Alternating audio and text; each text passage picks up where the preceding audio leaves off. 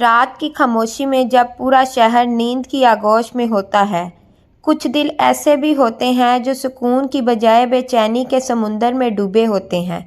علی انہی دلوں میں سے ایک تھا، بظاہر کامیاب، خوشحال اور پرسکون، مگر اندر سے خالی، ٹوٹا ہوا اور خود سے لڑتا ہوا انسان۔ دن میں وہ ایک بڑی کمپنی کا مینیجر تھا، نفاست، اعتماد اور نرمی کی پہچان، مگر جیسے ہی شام ڈھلتی اس کے اندر کا سکوت شور میں بدل جاتا۔ وہ گھر لوٹتا تو خالی دیواریں اس کا استقبال کرتیں۔ بیوی کے جانے کے بعد وہ مکان نہیں جیسے قبرستان لگتا۔ 2 سال پہلے علی کی زندگی میں سب کچھ تھا، ایک بیوی، ایک بچہ، ایک خوبصورت سا گھر، مگر قسمت کو شاید سکون پسند نہیں۔ حادثہ ایسا ہوا کہ اس کی بیوی حنا اور بیٹا ایک سڑک حادثے میں دنیا سے چلے گئے۔ اس دن کے بعد علی بدل گیا، اس نے خود کو کام میں جھونک دیا۔ لوگ کہتے علی صاحب کتنے مضبوط ہیں، لیکن کوئی نہیں جانتا تھا کہ وہ راتوں کو رب سے پوچھتا ہے، یا اللہ جب سب کچھ تیرا تھا تو واپس لینے کے بعد میں کیوں زندہ ہوں؟ زندگی اپنی رفتار سے چلتی رہی۔ پھر ایک دن دفتر میں نئی ملازمہ آئی، سائرہ، ادب، حیا اور وقار سے لبریز، نگاہیں جھکائے بات کرتی، مگر بات کرتے وقت اس کی آواز میں ایک عجیب سکون تھا۔ پہلے دن ہی علی کو لگا جیسے وہ برسوں سے اس آواز کو جانتا ہے۔ سائرہ کی باتوں میں ایک کشش تھی، مگر اس کی آنکھوں میں اداسی کی ایک چھپی ہوئی داستان۔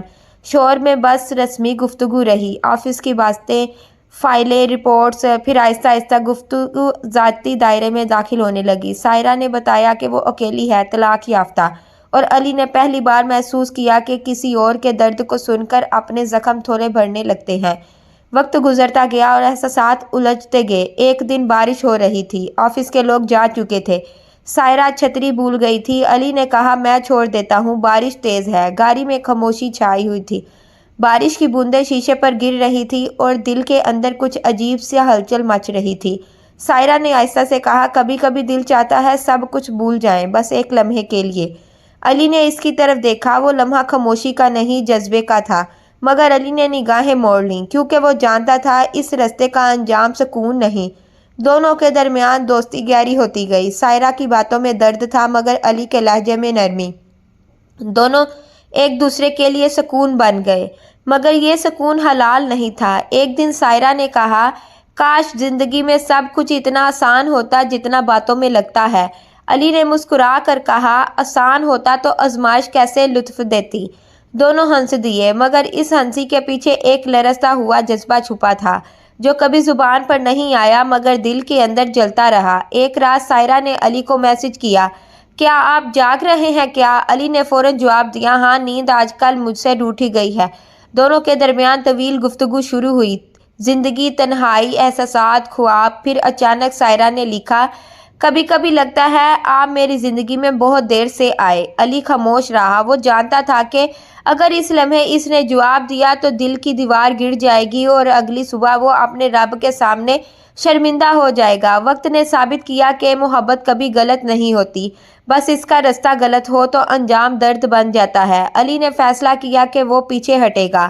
اس نے سائرہ سے فاصلہ بڑھانا شروع کیا، کبھی دیر سے جواب دینا، کبھی مصروفیت کا بہانہ۔ سائرہ نے محسوس کیا، مگر خاموش رہی۔ ایک دن وہ علی کے کمرے میں آئی، آنکھوں میں آنسو تھے۔ کیا میں نے کچھ غلط کہا تھا کیا، یا آپ نے دل بدل لیا ہے؟ علی نے بس اتنا کہا، دل تو پہلے بھی تمہارا تھا، مگر ضمیر ابھی میرا ہے۔ یہ جملہ سائرہ کے دل میں نشتر بن گیا۔ وہ خاموشی سے چلی گئی اور علی کے دل میں سناٹا چھوڑ گئی۔ اس رات علی مسجد گیا، سجدے میں سر رکھا اور دیر تک روتا رہا، یا اللہ، محبت تو تیری دی ہوئی ہے، پر میں نے اسے غلط رخ دے دیا۔ مجھے وہ طاقت دے کہ میں اپنے جذبے کو عبادت بنا سکوں، گناہ نہیں۔ اس رات علی نے فیصلہ کیا کہ وہ سائرہ سے رابطہ نہیں کرے گا، وہ صرف دعا کرے گا، اس کی خیر، اس کی خوشی اور اپنے ضمیر کی پاکیزگی کے لیے۔ مہینے گزر گئے، علی اب مسجد میں قرآن پڑھتا تھا۔ ایک دن کسی نے بتایا کہ سائرہ نے دوبارہ شادی کر لی ہے، ایک نیک شخص سے۔ علی نے بس مسکرا کر کہا، محبت کبھی ختم نہیں ہوتی، بس اپنی جگہ بدل لیتی ہے۔ رات کو اس نے دعا کی، اے اللہ، میں نے اپنے دل کی قربانی تیرے نام پر دی، تو میرے دل کو اپنے نور سے بھر دے اور تب اسے پہلی بار سکون محسوس ہوا، وہ سکون جو کسی رشتے سے نہیں صرف رب سے ملتا ہے۔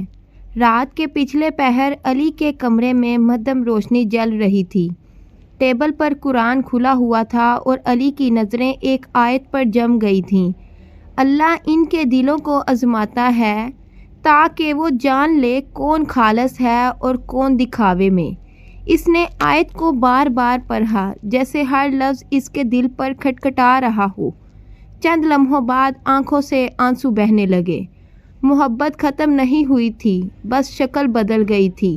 وہ سائرہ کے لیے اب بھی دعا کرتا تھا، مگر اس کے دل میں ایک سکون تھا۔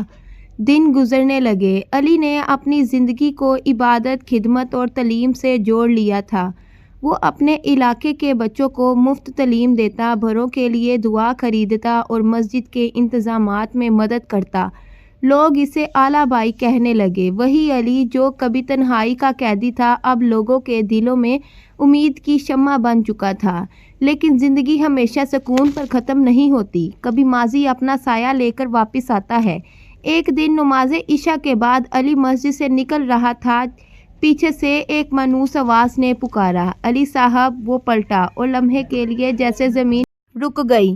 سامنے سائرہ کھڑی تھی، مگر پردہ کیے ہوئے، مگر لہجہ وہی نرم، وہی گمسم سا۔ علی کے لب ہلنے سے پہلے اس نے کہا، میں بس دعا کے لیے آئی تھی، آپ کے لیے بھی، اپنے لیے بھی۔ علی نے خاموشی سے سر جھکا لیا، پھر آہستہ کہا، دعا تو وہی قبول ہوتی ہے جو خلوص سے مانگی جائے۔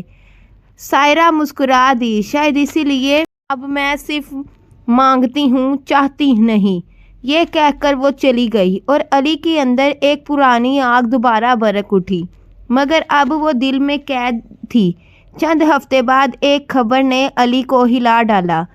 سائرہ کے شوہر کا ایک حادثے میں انتقال ہو گیا تھا۔ وہ خبر سن کر علی کئی لمحے خاموش رہا، پھر اس نے دل میں کہا، یا اللہ، تو نے پھر سے مجھے آزمایا ہے نا۔ وہ رات ساری جاگتا رہا۔ ماضی کی یادیں، سائرہ کی مسکراہٹ، اس کی باتیں سب دل کے پردے پر چلنے لگی۔ وہ جانتا تھا کہ اب اگر چاہے تو سائرہ کی زندگی میں واپس آ سکتا ہے، مگر کیا یہ محبت ہوگی یا پھر وہی پرانا گناہ ایک نئے رشتے کے ساتھ؟ چند دن بعد سائرہ ایک خیراتی پروگرام میں آئی۔ علی وہاں انتظامی امور دیکھ رہا تھا۔ دونوں کی نظریں چند لمحوں کے لیے ملی، پھر نظریں جھک گئیں۔ پروگرام کے اختتام پر سائرہ نے کہا، میں نے سنا ہے آپ قرآن پڑھاتے ہیں، اگر اجازت ہو تو میں بھی سیکھنا چاہوں گی۔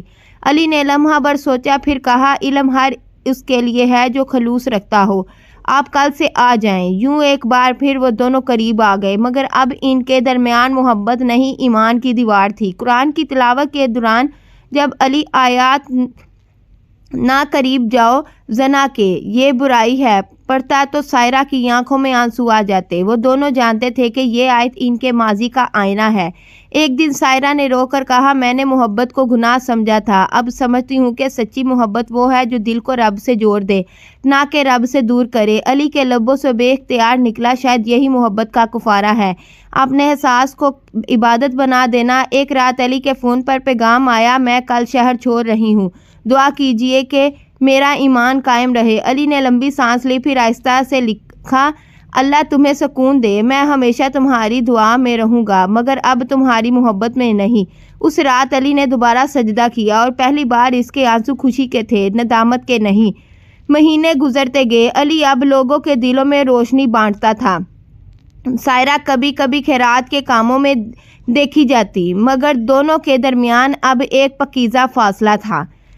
ایک دن مسجد میں ایک نوجوان نے علی سے پوچھا، سر، کیا محبت حرام ہے؟ علی مسکرایا اور بولا، نہیں بیٹا، محبت حرام نہیں، حرام تب بنتی ہے جب وہ تمہیں رب سے دور کر دے، اور اگر وہ تمہیں رب کے قریب لائے تو وہ عبادت ہے، گناہ نہیں۔ سالوں بعد جب علی کا انتقال ہوا، لوگوں نے کہا، وہ شخص جو اپنی محبت کو گناہ سے توبہ میں بدل گیا۔ سائرہ قبر کے قریب آئی، आंखों में खामोश आंसू, दिल में एक दुआ, ए अल्लाह हमें ऐसी मोहब्बत दे जो तेरे रास्ते पर कुर्बान हो, ना कि तेरे हुक्म के खिलाफ। और आसमान के किसी गोशे से जैसे आवाज़ आई, मोहब्बत कभी मर नहीं जाती, बस पकीज़ा हो जाती है। अली के इंतकाल के 3 दिन बाद मस्जिद के इमाम साहब ने सायरा को एक छोटा सा लिफाफा दिया।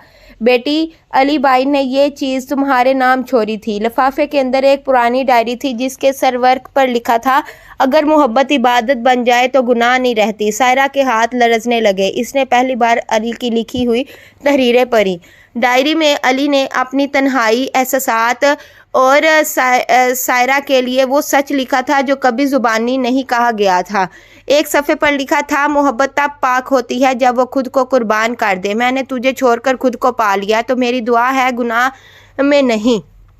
सायरा के आंसू कागज़ पर गिरने लगे। इसे लगा जैसे अली की रूह इसके करीब है। खामोश मगर मुतमिन दिन गुजरते गए। सायरा ने फैसला किया कि वो अली के ख्वाब को पूरा करेगी, इल्म फैलाने का, नेकी बांटने का। इसने नूरे दिन के नाम से एक फाउंडेशन बनाई जहां बेवा ख्वातीन और यतीम बच्चों को तालीम दी जाती थी। लोग हैरान थे कि एक नाजुक सी औरत इतनी ताकत कहां से लाई। सायरा कहती, मोहब्बत अगर सच्ची हो तो मरने के बाद भी जिंदा रहती है। कभी कभार रात को सायरा छत पर जाकर आसमान देखती जहां सितारों के बीच इसे अली की मुस्कुराहट महसूस होती। वो आयशा से कहती, अली तुमने मेरी ज़िंदगी बदल दी। मैं अब गुनाह से नहीं डरती बल्कि अपने रब से मोहब्बत करती हूँ। हवा के झोंकों में जैसे जवाब आता, यही तो मोहब्बत का कमाल है, तुम्हें खुदा तक पहुँचा देना। एक दिन मस्जिद के इमाम साहब सायरा के पास आए और उन्होंने कहा, बेटी, अली भाई की कब्र के पास एक बुरा शख्स रोज़ आता है, कुछ पढ़ता है और चला जाता है। शायद वो अली के वालिद है।